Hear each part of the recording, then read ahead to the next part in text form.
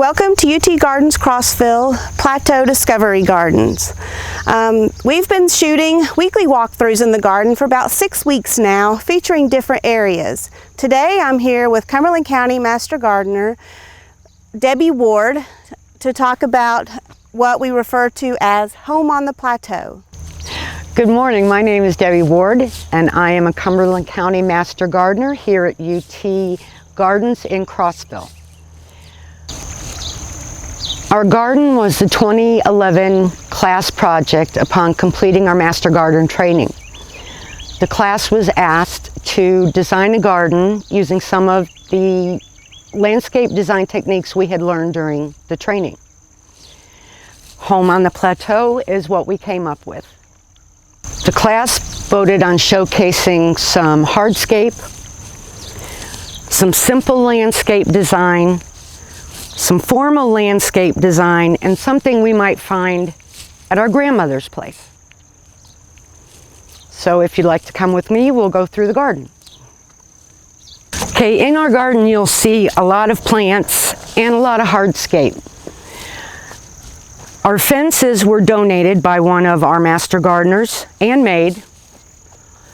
Our plants were purchased at some of the local nurseries and also donated from the gardens here. And when we did the expansion on our home, that was also a donation from one of our master gardeners. Our walkway, which leads to the house, was a donation from a local stone company. When we put in our fences, we wanted something that was going to be colorful and eye-catching.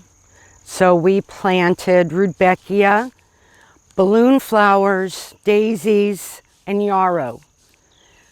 All very eye-catching when it blooms, and it draws you to the fence, which draws you to the house. And as you can see, the plants have changed over the years. They have grown tall, so it does a nice job of embracing the fence and inviting you in. As we walk to the house, you'll see we did a simple but formal landscape in the front.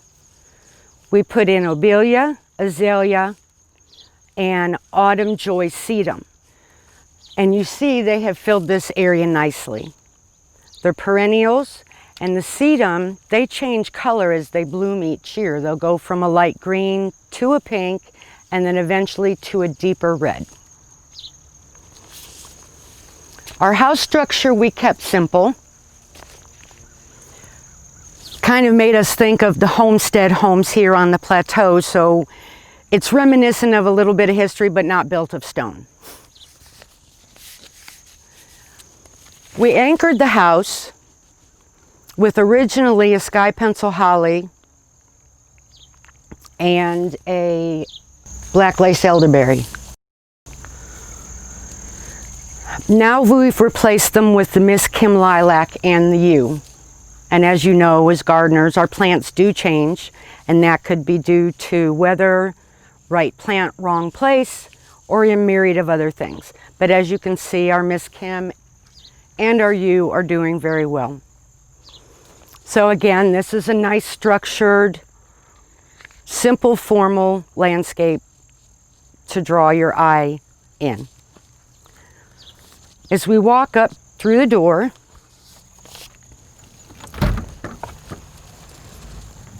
you'll notice that we have a rain barrel on the edge of the house.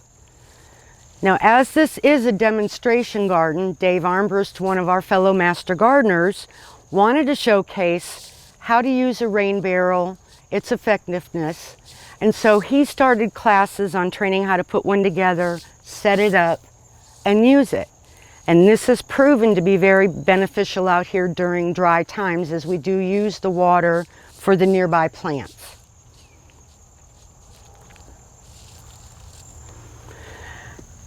In our backyard design, we wanted something that was fun and embracing, as most people spend their time in the backyard. The first thing we did was anchor our two corner areas.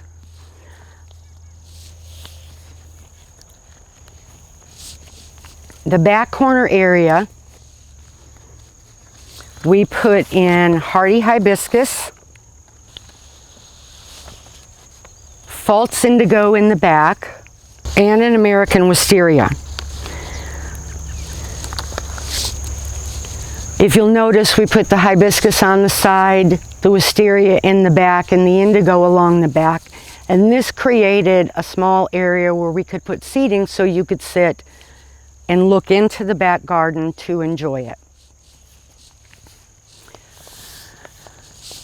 On this corner, we put in the Coppertina 9 mark and the gold mop. We loved the color contrast with the light and the dark, the shape, and we also love the texturing. And as you can see, it's also provided privacy from the other side. It's very pretty to see when the wind hits this and how they move, so it's an interest for the eye.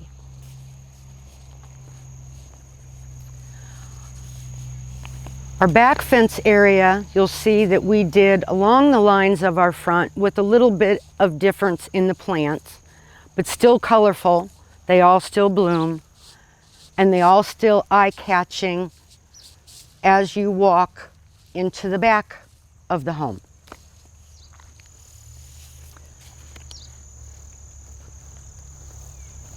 We also have bird houses, which are used every year, and these are on both the mailbox and other areas in the garden. Our side area, which is our boundary, is planted with rugosa roses, and these were a donation from the gardens after the rose trials had completed out here. Rugosa roses are very hardy, disease resistant, and prolific in their flowers. And as you can see, we have some white and we have some pink, and this gets completely full through most of the season. They are very prickly, but when they bloom, they smell wonderful. And you can smell it from a long ways away from the flower itself. The rose hips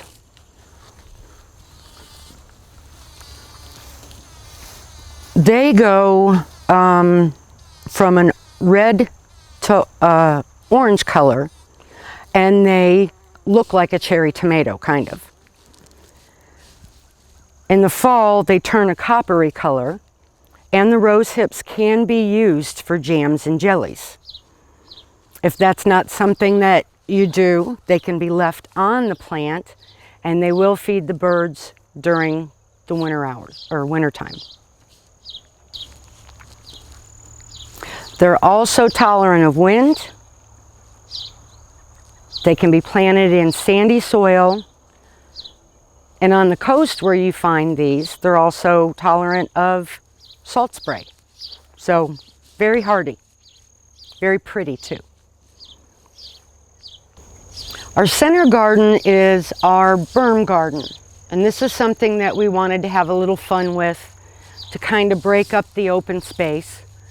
And when we originally planted this, it had herbs and flowers. The flowers for cut flowers for arrangements, and the herbs for cooking, obviously. We also had an eye towards the children. So it was a partial senses garden where they could touch, taste, and smell. All safe. You can build up your berm, amend it, and make your soil the best it can be for growing plants. It also can be used in a different shape as a line to build plants up to make a screen. So if you've got something that needs to be hidden, or if you just want privacy, you can put taller plants in it as well.